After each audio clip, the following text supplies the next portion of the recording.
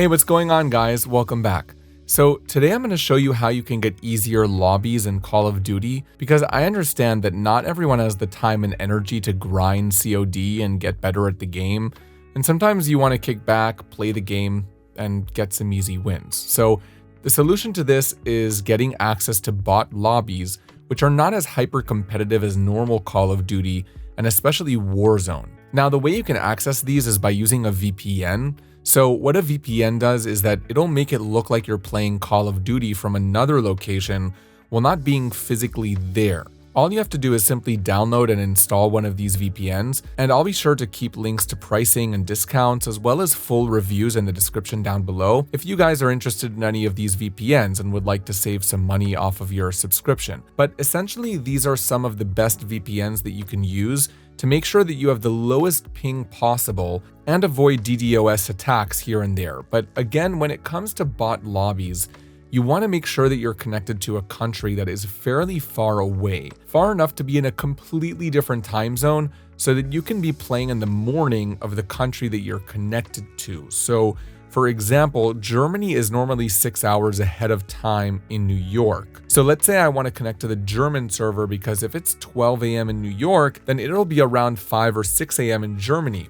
And if you connect to Germany at that time, then naturally there won't be as many players playing, and the lobby will be automatically filled with bots. So again, the way this works is you just download and install one of these VPNs. Let's say you decided to go for ExpressVPN, which is my personal go-to choice. All you need to do here is click on all locations, search for Germany in the search bar, and connect to one of the servers that pop up. Oh, and as you can see, it literally took less than a second to connect with ExpressVPN, which is one of the reasons why I prefer Express as my daily driver. Now, once you're connected to the German server, you can go to any IP finder online and check whether or not your IP address has successfully changed. As you can see here, it says my IP address changed and seems like I'm now physically located in Germany despite not being there. So once you do that, the next step here is to go to Steam settings, click on downloads, and make sure you change your region to match the country you've chosen,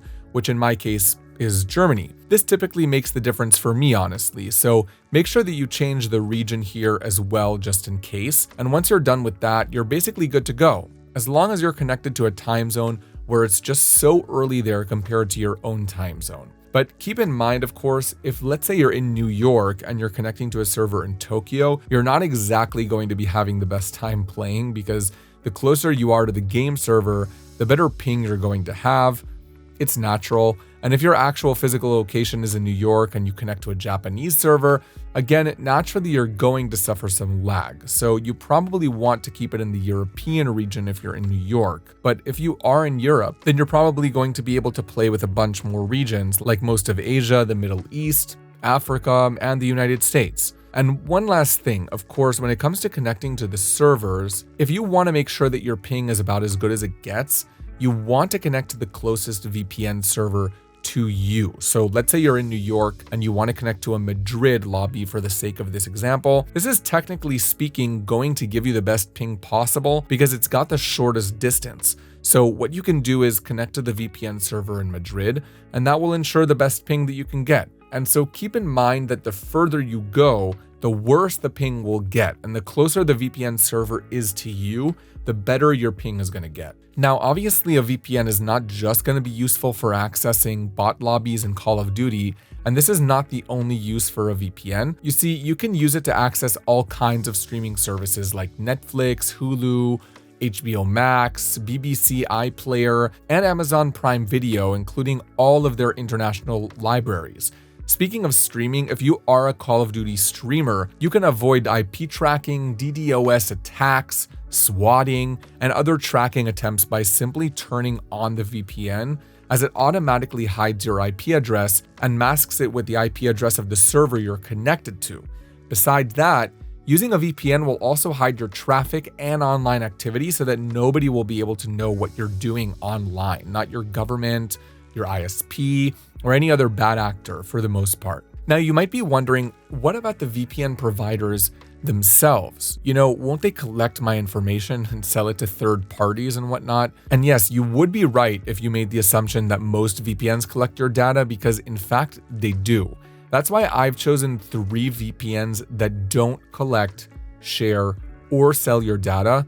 And they have a lot of evidence to prove this through the independent audits that they go through every single year. And that especially goes for ExpressVPN, as they spend a lot of resources making sure that they go through these audits to double check on everything and make sure that their network is safe and secure.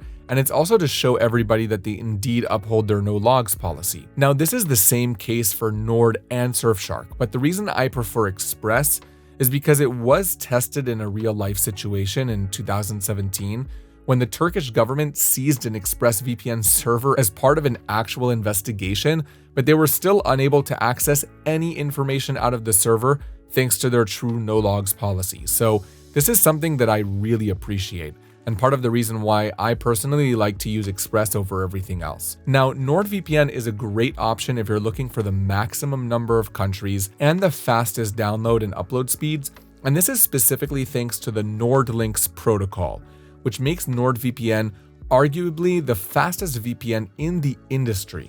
And as far as countries go, Nord will give you access to content from 111 countries, and that's the most I've seen offered by a VPN, though do keep in mind that it isn't that much bigger than ExpressVPN's 105 countries and Surfshark's 100 countries. Besides that, Nord offers the biggest bundle of bonus features to boost your online security, such as threat protection, which acts as a mini antivirus, dark web monitor to keep an eye on your information on the dark web, and a bunch of specialty servers that can be extremely useful depending on your activity. And so if you're looking for that maximum number of countries and really high performance, then go with Nord, especially since you'll be getting a bunch of bonus features that can be very useful in a handful of situations. Moving on to Surfshark, this is going to be the best budget VPN that gets the job done at the cheapest possible cost without sacrificing security or any other important features. Sure, there might be some speed compromises here and there, but what I really like about Surfshark is that it allows for an unlimited number of devices to be secured with just one subscription. So you can share it around with as many friends and family members as you would like. Besides that, it has this little shortcut here that says test location speeds, and once you click that, it'll give you the ping for every single available location on this list. So you can just pick the server with the best ping possible and get into the action right away. Now, as far as security goes, Surfshark is extremely secure, just like Express and Nord. But again, when it comes to download and upload speed, you might notice a slight decrease with Surfshark of about 5 to 10% compared to Express and Nord. That said, this shouldn't affect your ping that much, especially if you connect to servers within close proximity. So yeah, as far as ping goes, I've tested Surfshark, Express, and Nord with a bunch of different games like Tekken, Elden Ring, Call of Duty, Rainbow Six Siege, Fortnite, and a bunch of other games, and they worked perfectly fine. I tried European servers, American servers, some of the more nearby Asian servers, and they all worked great. So if you guys are interested in any of those, again, I'll leave all the links to reviews and discounts if you end up getting any of them. Besides that, that'll be it for this video. Comment below if you have any questions. I'll be happy to answer all of them. Like and subscribe for more cybersecurity and VPN content. I'll see you guys in the next one. Have a wonderful day.